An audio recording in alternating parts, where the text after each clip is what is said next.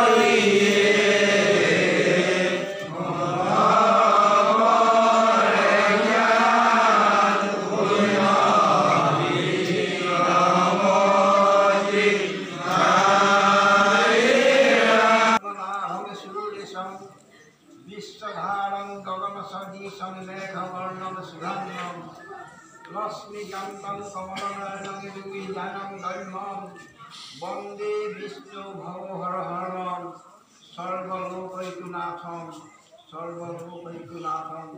गिरिजन परम ब्रह्म अनंत विकिरमंडल जगति निर्गुण ब्रह्म नारायण तेरार शरण महापुरुष द्वितीय जनार काकुति मुखार सहित আমি সৌকি ৰাইজে ভগৱন্তৰ চৰণলৈ সেৱা ভাগ ধৰিছোঁ। উদ্দেশ্য সকলোৰে জ্ঞাত। আজি এই বুঢ়া নামঘৰৰ পূব পশ্চিম উত্তৰ দক্ষিণ চতুৰ্দিশৰ সমস্ত প্ৰচেতিবৃন্দ একত্ৰিত হৈ আজি 7 দিন সাৰতে হয় নতুবা 8 দিন 8 সাত ৰাতি এই অখণ্ডৰূপে বৈকুণ্ঠৰ কল্পতৰ শাস্ত্ৰ ভাগীয়তে চৰ্চা কৰা হ'ল।